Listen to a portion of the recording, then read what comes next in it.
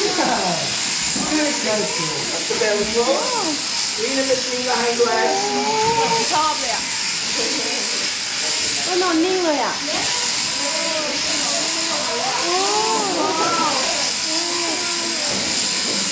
โดนกดประทานอ่ะ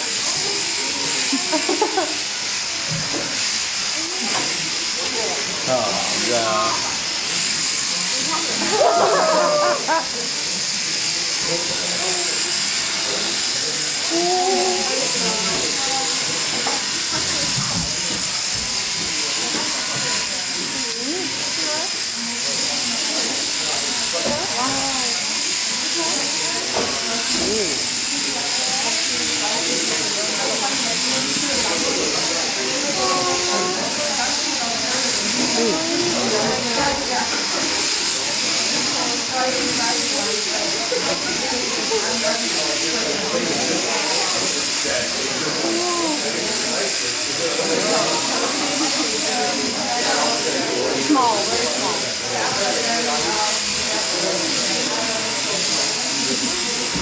Small. This one. I'll mess with that.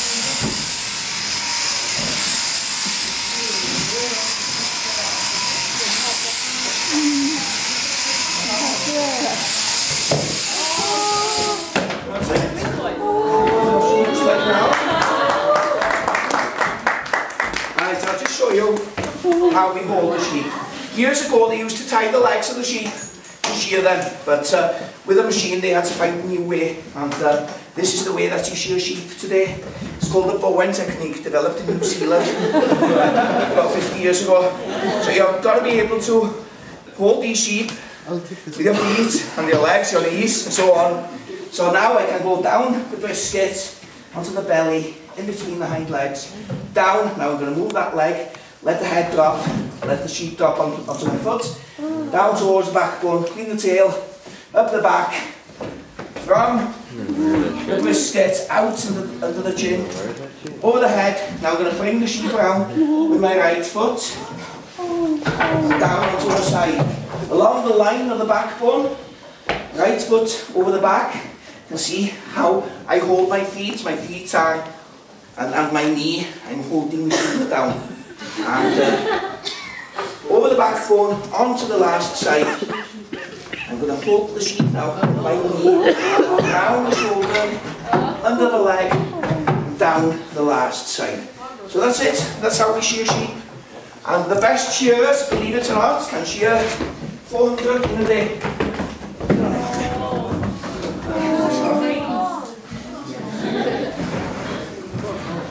And this is what we've got left. Wow. It's a fleece wool. It's not the greatest, it's not very good quality actually. So what I'm going to do is just try and stick it in that bigger piece of wool and try and hold it as tightly as possible. I don't think I'll be able to do much more than just try and make a note of this.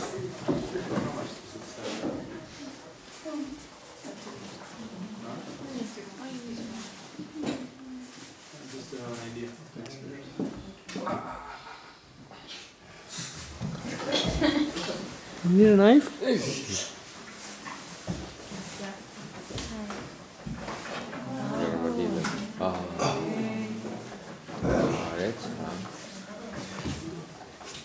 That's flexible. I think that's the best I can do. Yeah, I can't do any better than that. Just throw it over here, and then we'll send that away to Bradford in England, and then they'll send us the money. How much do you think that fleece is worth? How much? No. Do you want to buy it? 20. That's only worth about 60-70 pence. Fleece there, yes. It's not the best quality, obviously. The best quality comes from Face Mester crosses, and you'll get maybe around £5 or £6 a fleece. Most fleeces there, very, very doubtful that we'll get £1 for them. So we don't make much money from the wool. But that wool is quite good for insulation. If you want to insulate houses here in the winter time, it gets really cold, and now they've started using wool to insulate. So we don't make much money from the wool, but of course we've got to shear them. If we don't shear them, then we'll have problems with maggots and ticks and all sorts of creepy crawlies. Okay, have you got any questions? Anybody? Yeah? Are you the only person working here or something else like? Actually, my brother helps as well. So with the sending of sheep, you know, I can't do everything. And I usually get, I don't shear them anymore. When I was younger, I used to shear all my sheep and I used to go around the farms as well. But now I get a contractor in to, you know, and 700 sheep, two shearers can shear 700 in an 8-hour day. Yeah. Farming? Or it can be, yes, it can be. But it's quite, throughout summer I see me do demonstrations for 3 times a day, and then that gets really tiring. Yeah. How much time does it take for the sheep to grow back the wool? And well, within well, obviously these sheep were sheared in July, and you can see there's quite a bit of wool there. So yes, but actually that sheep within a few days she'll be fine outside unless it turns really cold. But we're going to keep her inside now for the next couple of weeks anyway. The wool does grow very quickly. Okay. How much do you get for the wool of that sheep? This one here will get, for his wool, it'll be quite a big fleece of wool. It'll weigh around 6 kilos, and we'll get maybe around £10 for this wool. So not big money at all. No. Meat from the lambs, yes. This time of the year, because there's so many lambs on the market, another thing, of course, we've lost good customers in Greece and Spain and Portugal. Small lambs were sent there, and now we haven't got those that market anymore. So, you should say that you have lambs which you export to. We can. With lamb eating countries. Yes, lamb eating countries, yes. So what's the internal market for lamb? It's quite good early on. From May onwards, May till August, lamb prices are really good. You're looking at maybe £2 a kilo for live lambs. So if you've got 40 kilo lambs, that's £80, which is great. But of course now it's down to around 130 pence a kilo. So 40 kilo lambs, how much would that be? 40 something pound. And unfortunately, we're an old farm and our lambs don't grow that quick. Your main source of income from the sheep are its wool and it's the meat. Meat, right? yes. So how do you segregate what goes into wool and what goes into meat? I mean, all the sheep have got wool. Okay. You know, we haven't got the. There are some breeds, especially in America, South Africa, the Dorper sheep. They haven't got wool. They're hair sheep. But of course, going back 60, 70 years ago, wool was very profitable. If you were renting a farm, say 100 acres, and you were keeping sheep on that farm, the wool from those sheep would pay the rent for 12 months. But it doesn't anymore. Yeah.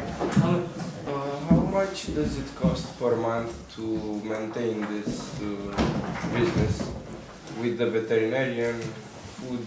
I don't know. It isn't a big problem. It used to be at one time it was going a little bit, but now it's changed back again.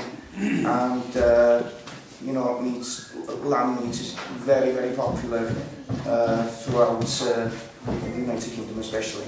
Yeah. What about meat from when they're not lambs afterwards? Yes. Well, when they get to 12 months old, that's when they turn from lamb. Those sheep out there, they're lambs.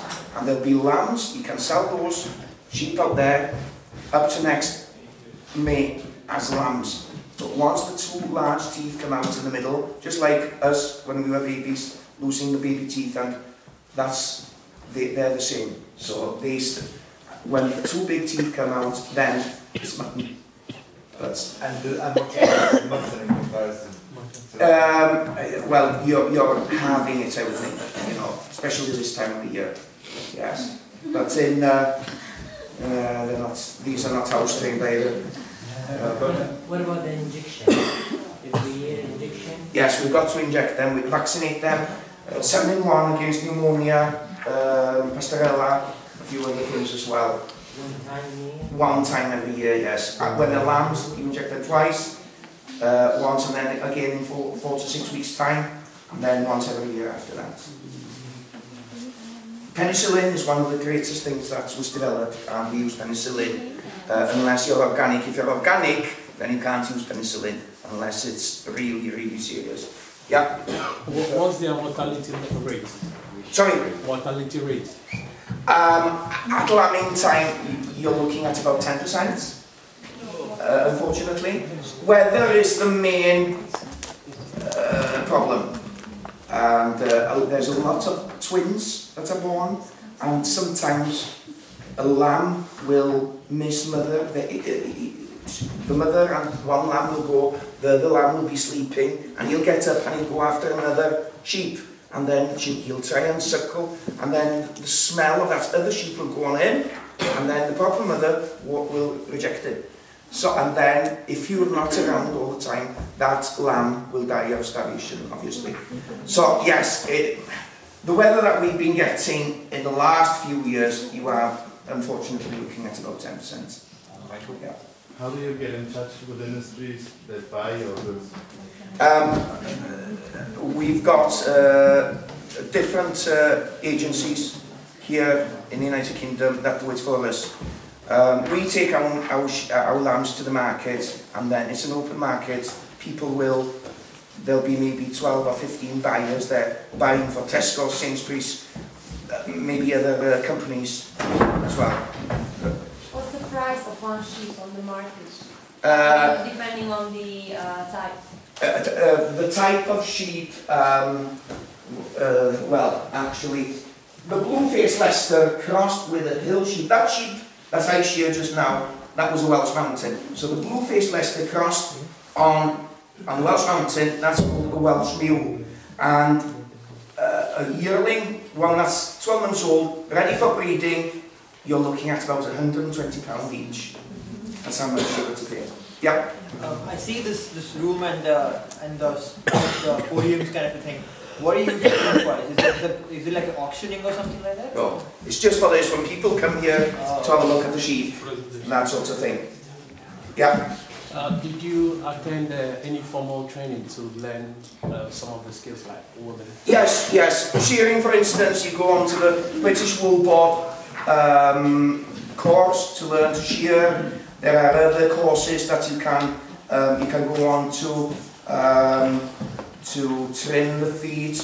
But of course, you know, if your father was in the industry before you, then you learn from your father. But you can go on different courses.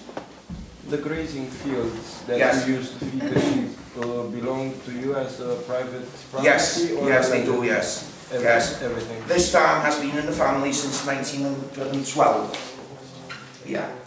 And there's so much talk today about TB, isn't there? You know, that's with the cattle, and it costs the country millions of pounds every year to test the cattle. And if you've got TB on your farm, then you can't move the cattle. And there's a big problem with the badgers, and badgers carry TB as well, so it's spread in the wildlife.